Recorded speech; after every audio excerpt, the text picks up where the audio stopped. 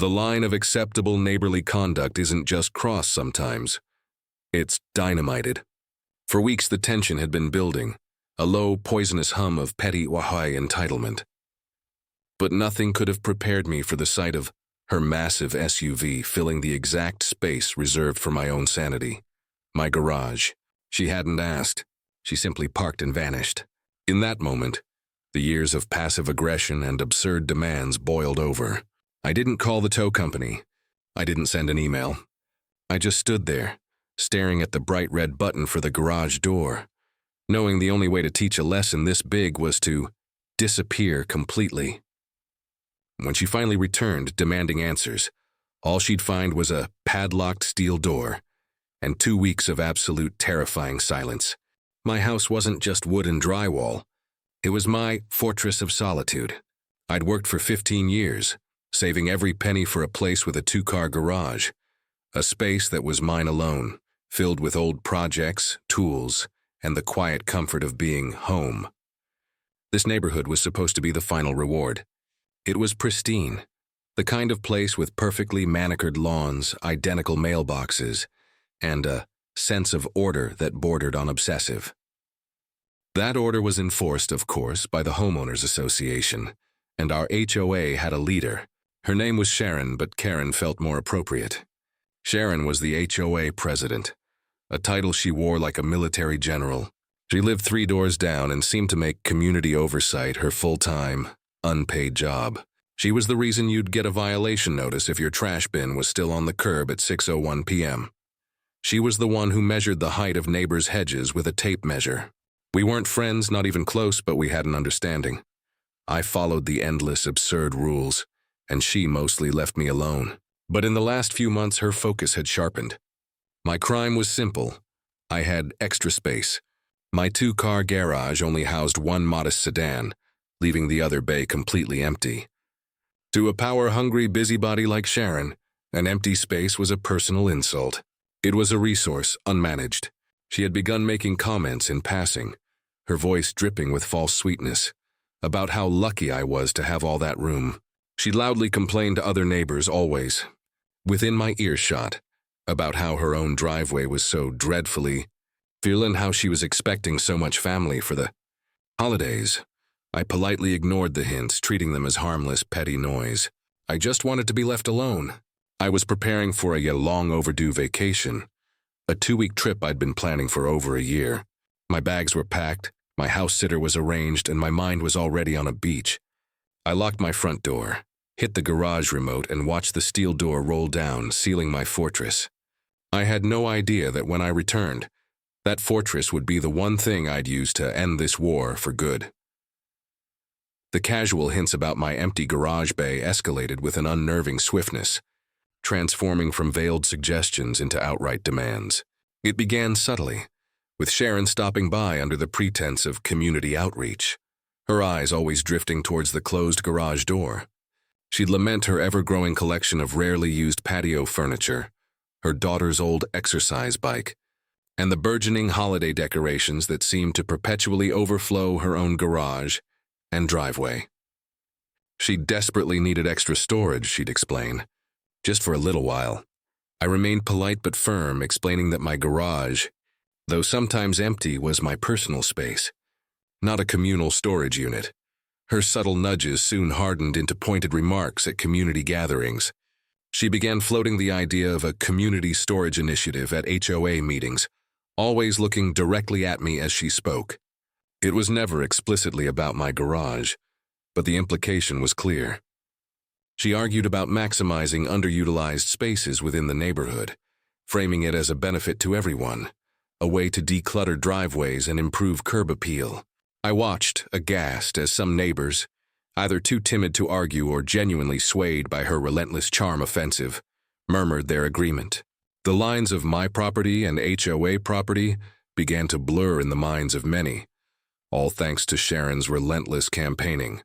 Then came the formal approach. A meticulously typed letter arrived, emblazoned with the HOA logo.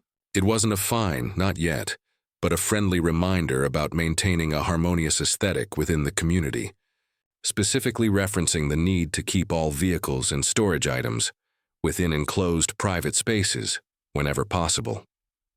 It then, without precedent, asked me to consider optimizing my garage space for the benefit of the community, citing a newly interpreted and likely invented bylaw about shared community resources. It was thinly veiled, passive-aggressive coercion. My polite refusals now seemed to only embolden her. The harassment intensified. Small, white co-violation slips began appearing on my mailbox for transgressions so minor they were laughable. A recycling bin left out an hour too long. A single fallen leaf on my driveway that apparently violated the pristine condition clause. Even a flower pot on my porch that was deemed too tall. Each slip carried a stern warning and the threat of a fine if not rectified immediately. It was a war of attrition, designed to wear me down, to make me so frustrated that I would simply concede to her demands for the garage space just to make it stop. I countered each violation with polite but firm written rebuttals, citing specific HOA bylaws that proved my innocence. My meticulously organized binder of HOA rules became my shield, but the constant need to defend myself was exhausting. The most insidious tactic was her direct intrusion. Sharon, armed with her measuring tape and a self-important stride, started conducting inspections of my front yard, and even peering into my garage whenever the door was open for a moment. She'd make comments about the state of my workbench or the dust on my storage shelves, as if my private space was subject to her arbitrary approval. It was an invasion of privacy, a constant reminder that my home was under surveillance. I installed a small, inconspicuous security camera, not just for protection, but to document her increasingly aggressive behavior. The breaking point arrived just 2 days before my long-planned 2-week vacation. I had just finished loading my car, my mind already drifting to sandy beaches and quiet evenings. I rolled down my garage door, locked the front door, and took one last look at my perfectly orderly property. I even chuckled at the thought of Sharon finding nothing to complain about for 2 whole weeks. I double-checked the locks, set the alarm, and pulled out of my driveway, excited for the journey ahead. I was only a few blocks away, just turning onto the main road, when I realized I'd forgotten my travel pillow. A minor inconvenience, easily rectified. I looped back, pulling into my driveway, a light-hearted sigh escaping me. As I reached for my garage door opener, I saw it. The massive pearl-white SUV belonging to Sharon, now perfectly positioned in the empty bay of my 2-car garage. My jaw dropped. The audacity, the sheer unmitigated entitlement. She hadn't asked. She hadn't left a note. She had simply brazenly parked her car in my private enclosed space, assuming I wouldn't mind, or perhaps assuming I wouldn't even notice until it was too late. A red haze descended. All the petty fines, the invasive inspections, the thinly veiled demands. They all coalesced into this single, towering insult. She had not just parked in my garage. She had parked her smug arrogance directly in my face. My vacation, my escape, felt tainted before it even began. A primal urge to scream, to confront her, surged through me. But then a colder, more calculating thought took hold. Confrontation was her game. Petty arguments, legal battles, those were her weapons. But what if I didn't play by her rules? What if I introduced a variable she couldn't control? I walked slowly towards the garage door, my hand brushing against the cold steel. The automatic opener still hummed softly, ready to lower the door. Sharon's pristine SUV sat inside, a monument to her overreach. My travel pillow could wait. My vacation, however, was about to take an unexpected, exhilarating detour. A slow, dangerous smile crept onto my face as I considered the implications of what I was about to do. This wasn't just about reclaiming my garage. It was about reclaiming my peace, my space, and delivering a lesson in boundaries that would echo throughout the entire HOA. The question wasn't if I should do it, but how long I could make her wait. The first sound was a click, as the heavy-duty padlock snapped shut over the garage door's manual latch. The second was the whir of the electric opener, followed by the metallic rumble of the steel door lowering, sealing Sharon's pristine white SUV in a tomb of my concrete. The final satisfying thud, as the door met the floor, was the sound of a trap being set. I stood there for a long moment in the sudden silence, my heart hammering not with fear, but with a cold, glorious sense of finality. I turned off the power to the opener from the breaker box inside my house, ensuring no remote could override my decision. I grabbed my bags, got in my car, and drove to the airport. For 14 days, I was unreachable. My phone was off. I was a ghost. I forced myself not to think about the situation back home, not to picture the inevitable discovery, the frantic calls, the escalating panic. I walked on beaches, I read books, I slept soundly, all the while knowing a storm was gathering thousands of miles away. Every day of peace I felt was a day of chaos for her. It was the best vacation I'd ever had. I returned on a Tuesday afternoon. The neighborhood was so quiet it felt staged. The perfect lawns, the identical mailboxes, all of it seemed to be holding its breath. As I turned onto my street, I saw the first sign. A small collection of neighbors, huddled by a mailbox 2 houses down, pretending not to be watching. My garage door was exactly as I'd left it, but the padlock was now adorned with scratches, and the door itself was covered in fine, angry-looking printouts, taped on and flapping in the breeze. They were HOA violation notices, fines for unauthorized modification, improperly secured structure, and hilariously, unapproved vehicle storage. I parked in my driveway, took a deep breath, and got out of my car. The silence was deafening. The curtains in the house across the street twitched. Felt like an actor walking onto a stage. I calmly retrieved my luggage from the trunk, rolling it behind me as I walked to my front door, ignoring the monument of my own defiance just feet away. I hadn't even put the key in the lock when I heard it. A screen door slamming open. A raw, guttural shriek tore through the quiet afternoon. "You?" Sharon was a hurricane in yoga pants. She came storming across her lawn and onto mine, her face a mask of purple, contorted rage. All pretense of suburban grace was gone, stripped away by 2 weeks of sheer inconvenience. She was vibrating with a fury that was almost animalistic, her finger jabbing the air, pointing from me to the garage. She was screaming about property, about vandalism, about how I had kidnapped her car. She was threatening lawsuits, police, and eternal damnation by the HOA. I stood there, motionless, letting the torrent wash over me. I said nothing. My silence, my absolute calm, was gasoline on her fire. Her tirade grew wilder, more unhinged. More neighbors were emerging now, drawn by the commotion, forming a semicircle on the sidewalk. They were watching the queen of the HOA have a complete and total meltdown. And just as her screams reached a fever pitch, the grand finale she had planned rolled up. A police car, its lights not flashing, pulled slowly to the curb. Sharon, seeing her cavalry arrive, immediately shifted gears. The rage vanished, replaced by a performance of a lifetime.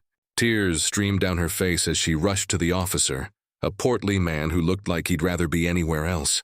She pointed at me, sobbing, painting a picture of a deranged, vindictive neighbor who had held her vehicle hostage, trapping her, costing her thousands in rental fees and emotional distress. The officer, clipboard in hand, sighed and walked over to me. He stood between me and my front door, the entire neighborhood watching. "Sir," he began, "I understand you've locked this woman's car in your garage." I nodded calmly. "Yes, officer." "I have." Sharon let out a sound of pure vindication. "See, he admits it." "Arrest him." The officer ignored her. "And why exactly did you do that?" "Officer," I said, my voice quiet but carrying in the silence, "this is my home. That is my private garage. 14 days ago, I was packed for a vacation I'd had planned for a year. I returned to my house to grab one last item, only to find that vehicle," I pointed at the garage, "had been parked inside it, by her, without my permission, without my knowledge. She trespassed and left her property in my home." The officer's eyes widened slightly. He turned his head to look at Sharon. Her tearful performance had stopped. "Ma'am," the officer said, his tone shifting, "did you park your car in his garage?" The space was empty. She sputtered, her argument suddenly sounding hollow. "He wasn't using it. It's just space, I needed it. So you trespassed," the officer stated, not as a question but as a fact. "And you parked your car inside his locked private residence. He locked it," she shrieked. "I secured my home before leaving the country for 2 weeks," I interjected, "as is my right. I had no idea what she had abandoned inside." For all I knew, it was a threat. He simply secured my property. The officer rubbed the bridge of his nose. He turned back to Sharon. Ma'am, this is a civil matter. He has no obligation to provide you with free storage. What you did was trespassing. What he did was secure his home. He then looked back at me. Sir, you need to let her get her car. I absolutely will, officer, I said. Just as soon as she pays the bill. Sharon, the officer, and the entire crowd of neighbors went silent. The bill? Sharon whispered, her voice cracking. I reached into the breast pocket of my travel blazer. My hand was perfectly steady. I pulled out a single, crisply folded piece of paper. I'd had 14 days to think about this, after all. From my hotel, I had called 3 local storage facilities, inquiring about their premium, climate-controlled monthly rates for a luxury SUV, and I'd also called a local tow yard to ask about their standard impound and daily storage fees. I'd averaged them, then added a little extra for the sheer audacity. You abandoned your vehicle on my private property for 14 days, I announced, loud enough for the neighbors to hear. I am legally entitled to charge you a storage fee. I am, of course, a reasonable man, so I'm not charging you the full impound rate, just the premium storage fee of $120 a day, plus a $500 unauthorized access and removal fee. Here's your invoice. I unfolded the paper and held it out. The total was clearly visible at the bottom. Duly 180. Sharon's face went from purple rage to a shade of white I'd never seen before. She looked at the paper, then at me, then at the officer, expecting him to intervene. Don't be ridiculous, she hissed. I'm not paying that. That's fine, I said, shrugging. I began to put the invoice back in my pocket. In that case, I'll just file a mechanic's lien on the vehicle for the unpaid storage. You can talk to my lawyer and the DMV about getting it back, eventually. In the meantime, it can stay right where it is. The officer put his hand up, clearly trying to hide a smile. Ma'am, he said to Sharon, he's right. This is a civil dispute. You trespassed. He stored your property, and now he's demanding payment. I can't force him to open that door, and I can't arrest him for it. You're going to have to pay him or take him to civil court. The public humiliation was complete. Her power, built on fear and petty rules, evaporated in that instant. Every neighbor saw it. They saw her, the HOA tyrant, completely and utterly outmaneuvered, trapped by her own entitlement. She stared at the padlock, her entire body shaking. She looked at the smirking faces in the crowd. She looked at the impassive officer. Finally, her eyes met mine. They were no longer filled with rage. They were filled with pure, unadulterated defeat. I'll open the door, Sharon, I said quietly, holding the invoice out again. As soon as we've settled the bill. The silence on the street was heavier than any sound. Every eye was on Sharon, then on the invoice, then on the police officer who was now just a spectator. The officer's non-action was a louder verdict than any court could have delivered. Sharon, the woman who had built her identity on the unassailable power of the HOA, was completely and totally cornered. Her face, a mask of pale, defeated rage, twitched. She knew and I knew that her options had been reduced to zero. She could not call a tow truck to break into my garage. She could not have me arrested. She could not in any way use the system she had worshipped, because in that moment, it was the one following the rules to the letter. Her fingers, visibly shaking, fumbled for the smartphone in her pocket. She didn't make eye contact with me. She stared at the padlock on the garage as if it were a mortal enemy. You're really going to make me do this, she whispered, her voice a dry rasp. I'm just asking to be compensated for the service you requested, I replied, my voice level. You needed premium secure storage. You got it. That's the bill. Her thumb stabbed at the screen. The entire neighborhood watched as the HOA president, the woman who fined people for the color of their wind chimes, was forced to open her banking app. She asked for my Zelle information. I provided it. The tension was agonizing. Every neighbor stood frozen, watching this silent digital age duel. After what felt like an eternity, my phone, which I held in my hand, vibrated with a soft ding, a notification from my bank. Transfer of 2,180, received. I let the silence hang for one more beat. Then, I slowly and deliberately put my phone back in my pocket, walked to my front door and unlocked it. I disappeared inside for a moment.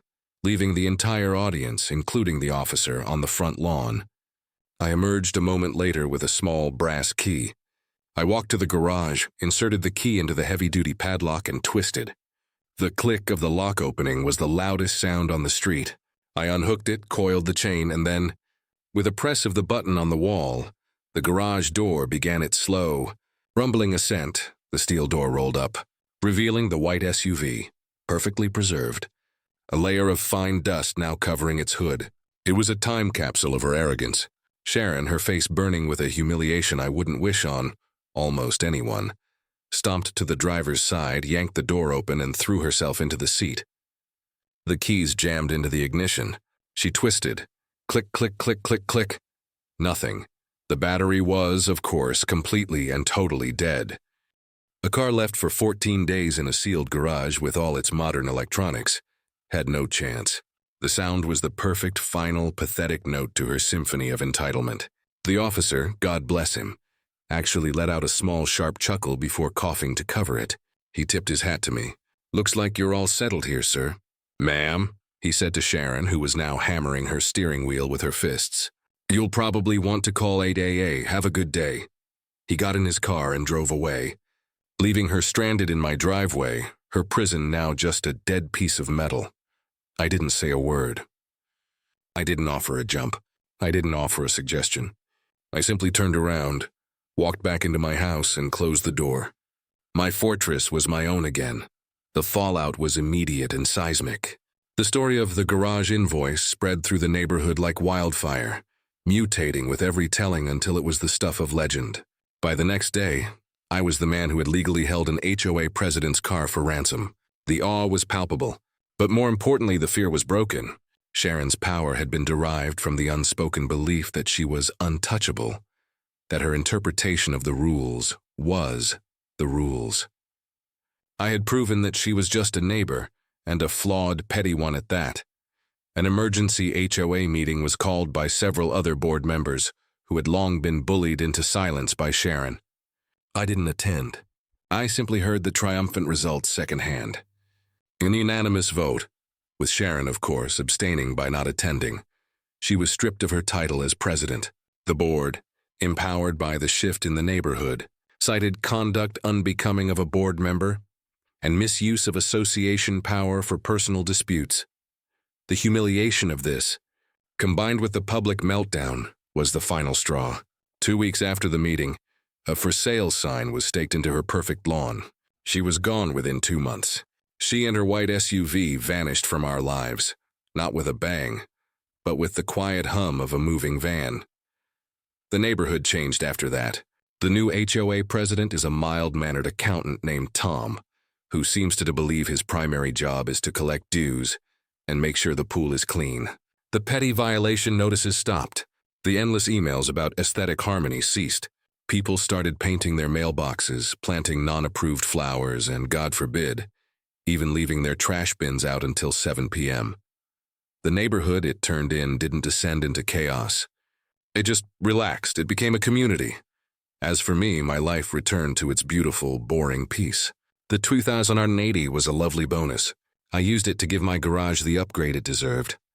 I had a professional epoxy floor poured, a beautiful gray speckled finish, and installed a state-of-the-art security system. My fortress is now more secure than ever, not just from trespassers, but from the very idea of entitlement. In the end, this was never about a parking spot. It was about a principle.